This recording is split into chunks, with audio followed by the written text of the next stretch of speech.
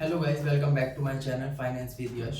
और आज का टॉपिक ट्रेडिंग के बारे में होने जा रहा है। जो भी ट्रेडिंग की शुरुआत करना चाहता है उनके लिए कुछ चीज़ें इंपॉर्टेंट होती है और किसको करनी चाहिए और किसके लिए ट्रेडिंग नहीं बनी है उसके बारे में हम डिस्कस करना चाहेंगे। तो वैसे तो स्टॉक मार्केट में दो चीज़ें होती हैं, ट्रेडिंग एंड इन्वेस्टिंग। इन्वेस्टिंग तो हर किसी को करनी ही चाहिए, उसके बारे में मैं आगे आपसे आने वाली वीडियो में डिस्कस करता रहूँगा। बाकी ट्रेडिंग किस के लिए बनी है और उसमें किन चीज़ों की सबसे ज़्यादा ज़रूरत होती है वो आज हम इस वीडियो में मैं आपको अपने एक्सपीरियंस से बताऊंगा। तो चलिए आज की वीडियो की शुरुआत करते हैं। ट्रेडिंग में तीन चीज़ों की सबसे ज़्यादा इंपॉर्टेंस होती है मेरे मायने में, जो मैंने अपने एक्सपीरियंस से सीखा है। सबसे पहला टाइम। आपको एक डिफाइंड टाइम, जैसे कि आप हर डिग्री, हर एजुकेशन में या फिर किसी भी चीज़ को, किसी भी स्किल को सीखने के लिए देना पड़ता है, ट्रेडिंग में भी आपको ज़रूर इतना टाइम देना पड़ेगा। वो टाइम कितना है? 3 साल। और मेरा मानना है 3 साल कैसे, मैंने अपने एक्सपीरियंस से जाना है। पहला साल आपको मार्केट अपने रंग दिखाएगा, सेकेंड ईयर में आपको मार्केट के रंग समझने पड़ेंगे और थर्ड ईयर में आपको मार्केट के रंग में ही रंगना पड़ेगा। तो पहला तो मैंने बता ही दिया आपको, पहला साल। और मैं नहीं मानता कि कोई भी 3 साल से कम में कंसिस्टेंटली प्रॉफिटेबल बन सकता है। पहला तो हो गया टाइम, और मैंने आपको बता ही दिया कैसे टाइम डिवाइड किया है मैंने। और दूसरा होता है, सेकंड मोस्ट इंपॉर्टेंट होता है आपकी दो चीज़ें, कंसिस्टेंस एंड डिसिप्लिन। आपको कंसिस्टेंसी रखनी ही पड़ेगी, डिसिप्लिन में आपको रहना ही पड़ेगा, वरना आप या तो सीख नहीं पाओगे या फिर आपको मार्केट सिखा ही देगा। तो आपको करना तो पड़ेगा ही। थर्ड चीज़ मोस्ट इम्पोर्टेंट जो मैं मानता हूँ अपनी नज़रों में, वो है मनी।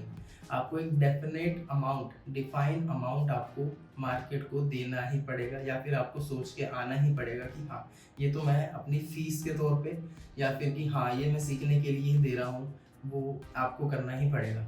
मेरे ख्याल से एक मिनिमम अमाउंट कम से कम आपको 20,000 से लेके 50,000 तक आपको इस मार्केट को फीस के तौर पे लाना ही पड़ेगा।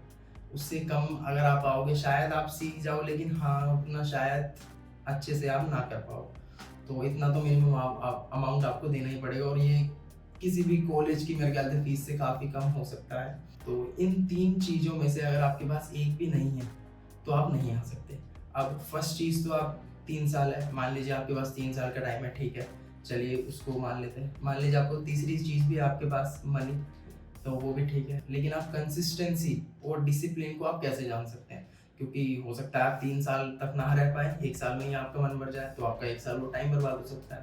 तो डिसिप्लिन और कंसिस्टेंसी को जानने के लिए कुछ चीज़ें हैं जो आप कर सकते हैं।